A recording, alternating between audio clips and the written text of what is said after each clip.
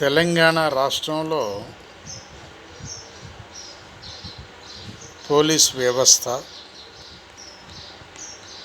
కోర్టులు, న్యాయమూర్తులు, కేసుల యొక్క ఆర్గ్యుమెంట్స్ ఇవన్నీ ప్రతిరోజు యాడ్ అవుతూనే ఉంటాయి.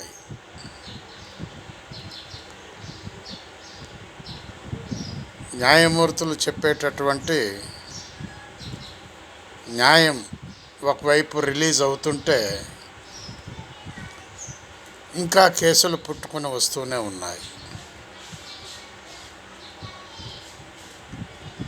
మెయిన్ వీటి యొక్క రిజల్ట్ ఏంటంటే కొత్త కేసులు పుట్టుకొస్తున్నాయి. దొంగలు పాత వాళ్ళవి అయితే కొంత పోలీసులకు పరిచయం ఉంటుంది, వాళ్ళ వేలిముద్రలు పరిచయం ఉంటాయి.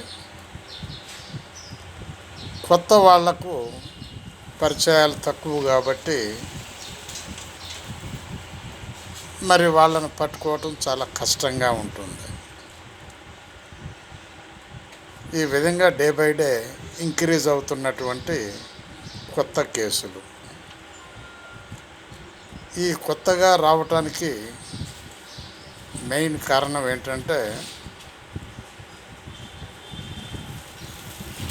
నిరుద్యోగ సమస్య నెంబర్ 1.